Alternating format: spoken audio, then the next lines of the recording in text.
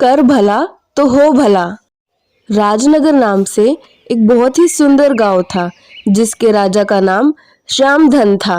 श्यामधन बहुत ही अच्छे राजा थे।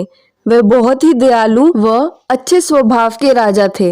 वे किसी में भी भेदभाव नहीं रखते थे। वह सबको अपने ही घर का सदस्य मानते थे। हर महाराज की जगह जय हो। श्यामधन की वाहवाही महाराज की होती जय थी। हो। कोई भी ऐसा महाराज नहीं की था जय जो हो। अपने राजा की महाराज तारीफ की नहीं जय करता था। हो। वह सिर्फ अपने ही राज्य के लोगों की मदद नहीं करते थे बल्कि दूसरे राज्य के लोगों की भी मदद करते थे। उनके इसी ही स्वभाव के कारण हर कोई उन्हीं के पास अपनी समस्या लेकर आता था। हमारे राजा तो लाखों में एक हैं, उनके जैसा तो कोई भी नहीं। आज महाराज की वजह से मेरा नया व्यापार चालू हो पाया है। वो बहुत ही अच्छे व दयालु हैं। लेकिन महारानी इंदुमती को महाराज के इस स्वभाव से परेशानी हो रही थी। उनके मन में बहुत सारे प्रश्न घूम रहे थे। महाराज, जब भी कोई आपका गुणगान करता है तो मुझे बहुत खुशी मिलती है, लेकिन क्या आपको ये नहीं लगता कि अगर हम हर किसी की ही मदद करते रहे, दूसरे राज्य के लोगों की भी मदद करते रहे, तो कहीं हमारे हाथ ही खाली ना हो जाए? सबकी मदद करना तो अच्छी बात है, लेकिन अगर हम सबको ही धन बांटते रहे तो क्या हम पर मुसीबत नहीं आ जाएगी? नहीं इंदुमती, ऐसा कुछ भी नहीं होगा। मेरे बाबूजी ने मुझे एक बहुत बड़ी सीख दी है कि राज्य की खुशी के आगे कुछ भी चीज़ बड़ी नहीं होती। सबकी सेवा करनी चाहिए, सबको खुश रखना चाहिए। जो दूसरों का भला करते हैं उनके साथ भी अच्छा ही होता है। मुझे धन का कोई लालच नहीं। अगर कभी मेरे पे मुसीबत आ भी गई तो मेरा राज्य ही मेरी रक्षा करेगा। आप बिल्कुल सही कहते हैं। मैं आपकी बातों को याद रखूंगी। लेकिन उन्हीं की पड़ोसी राज्य के राजा सहदेव सिंह को श्यामधन से बहुत ईर्ष्या थी। उन्हें ये चीज बिल्कुल पसंद नहीं आ रही थी कि हर कोई श्यामधन की तारीफ कर रहा था। श्यामधन के चर्चे तो अब कुछ ज़्यादा ही हो रहे हैं। हर किसी के मुंह पर तो अब श्यामधन का ही नाम आता है। सबको लगता है श्यामधन से ताकतवर तो और कोई है ही नहीं। मैं इन बातों को गलत साबित करके ही रहूँगा। मैं अब श्यामधन से युद्ध करूँगा। कुछ दिनों बाद श्यामधन और सहदेव सिंह के बीच में बहुत बड़ा युद्ध होता है, जिसमें सहदेव सिंह चालाकी से श्यामधन को हरा देता है और उनका राज्य अपने कब्जे में कर लेता है। महाराज, जिस चीज़ का डर था वही चीज़ हमारे साथ हो गई। हमारे हाथ बिल्कुल खाली हो गए।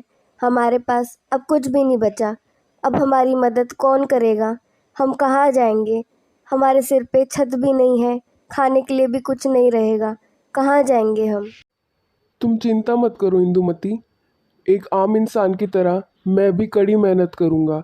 उसी से हम अपना जीवन व्यतीत करेंगे। अभी हमारा बुरा समय ज़रूर चल रहा है, लेकिन तुम देखना आगे अच्छा वक्त भी ज़रूर आएगा। श्यामधन ने कड़ी मेहनत करके पैसे जोड़ने शुरू किए, जिससे कि वो एक कमरे जितने घर में रहने लगे और 2 वक्त की रोटी खा सके। थोड़ी देर बाद गांव के कुछ लोग श्यामधन से मिलने आते हैं। महाराज की जय हो। रामधर, अब मैं आप लोगों का महाराज नहीं हूँ। आपके महाराज अब सहदेव सिंह हैं।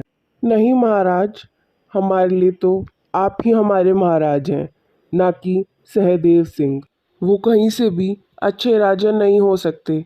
उन्होंने आपसे ही आपका महल छीन लिया। पर महाराज, हमारे होते हुए आपको कोई भी तकलीफ महसूस नहीं होगी। हम आपका बहुत अच्छे से ख्याल रखेंगे। हमारे लिए आप ही हमारे महाराज हैं। आपको किसी भी चीज़ की ज़रूरत हो तो आप हमें सूचना दे दीजिएगा। उनके जाने के बाद श्यामधन इंदुमती से बात करता है। देखा इंदुमती, तुम पूछती थी ना इतना सब करके हमने जीवन में क्या कमाया है, तो तुमने देखा हमने लोगों का प्यार कमाया है। अब तो मैं राजनगर का राजा भी नहीं रहा और तुम भी रानी नहीं रही, फिर भी ये लोग हमें कितना मान सम्मान दे रहे हैं, हमारी कितनी देखभाल कर रहे हैं। ऐसे ही गांव के लोग सहदेव सिंह के पास ना जाकर श्यामधन के पास आते थे और अपनी समस्याएं बताते थे, और श्यामधन भी उनकी मदद करता था। जब सहदेव सिंह को इस बारे में पता चला तो उसे बहुत बुरा लगा। उसे बहुत गुस्सा भी आया। उसने ये सोचा कि उसने इतनी मुश्किल से इस राज्य पर अपना कब्जा करा, फिर भी लोग श्यामधन के पास ही जा रहे थे। ये गांव के लोग तो अभी भी श्यामधन को ही अपना राजा मानते हैं। जब तक श्यामधन जिंदा है ये लोग कभी भी मुझे अपना राजा मानेंगे ही नहीं। अब तो श्यामधन को मरना ही होगा। इंदुमती, सहदेव सिंह ने गांव में घोषणा करवाई है कि जो कोई भी मुझे पकड़वाएगा और उनके हाथों में सौंपेगा उसे 100 सोने की मुद्राएं मिलेंगी। मैं तुम्हारी जान अपने वजह से खतरे में नहीं डालना चाहता, इसलिए मैं यहाँ से जा रहा हूँ। नहीं महाराज, ये मेरा कर्तव्य है कि मैं हर बुरी परिस्थिति में भी आपका साथ दूं। मैं आपके साथ ही चलूंगी। नहीं इंदुमती, तुम मेरी चिंता मत करो। मैं जल्द ही हमारे लिए कोई सुरक्षित जगह ढूंढूंगा और तुम्हें भी मैं यहाँ से ले जाऊंगा। तब तक तुम मेरा इंतज़ार करो। ऐसा कहकर श्यामधन वहां से निकल जाता है और जंगल की ओर पहुंचता है कि तभी श्यामधन को एक आदमी मिलता है। नमस्ते भैया जी, क्या आप मुझे बता सकते हैं कि राजनगर के राजा मुझे कहाँ मिलेंगे? मुझे उनसे बहुत ज़रूरी बात करनी है। आप बहुत परेशान दिखते हैं, क्या हुआ है आपके साथ? भैया जी, मेरा बेटा बहुत बीमार है। उसके इलाज में मेरे सारा पैसा खर्च हो गया है। अब मेरे पास कुछ भी नहीं बचा है। सुना है राजनगर के राजा बहुत दयालु हैं, वो सबकी मदद करते हैं, इसलिए मैं उनसे मिलना चाहता हूँ। श्यामधन थोड़ी देर के लिए सोचता है और फिर बताता है। आप चिंता मत कीजिए, आपको आपके बेटे के इलाज के लिए मदद ज़रूर मिलेगी। आप मेरे साथ चलिए। श्यामधन उस आदमी को सहदेव सिंह के पास लेके जाता है और सहदेव सिंह श्यामधन को अपने हाथ देखकर हैरान रह जाता है। महाराज, इस आदमी के बेटे की तबीयत बहुत खराब है।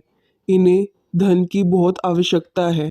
आपने गांव में घोषणा करवाई थी कि जो भी मुझे कोई पकड़वाएगा उसे 100 सोने की मुद्राएं मिलेंगी। ये मेरे को यहाँ लेकर आए हैं।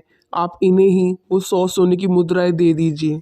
सहदेव सिंह को अपनी गलती का एहसास होता है। श्यामधन जी, आप वाकई में एक महान इंसान हैं। मैं बहुत ही मूर्ख था जो आपसे आपका सब कुछ छीनने चला था। मुझसे बहुत बड़ी भूल हो गई, मुझे माफ़ कर दीजिए। मैं अपनी गलती सुधारने का सिर्फ यही प्रयास कर सकता हूँ कि इस राजनगर के राजा आप ही होने चाहिए। श्यामधन को अपना राजा का पद वापस मिल जाता है और सभी हंसी खुशी रहते हैं। इसीलिए तो कहते हैं, कर भला तो हो भला।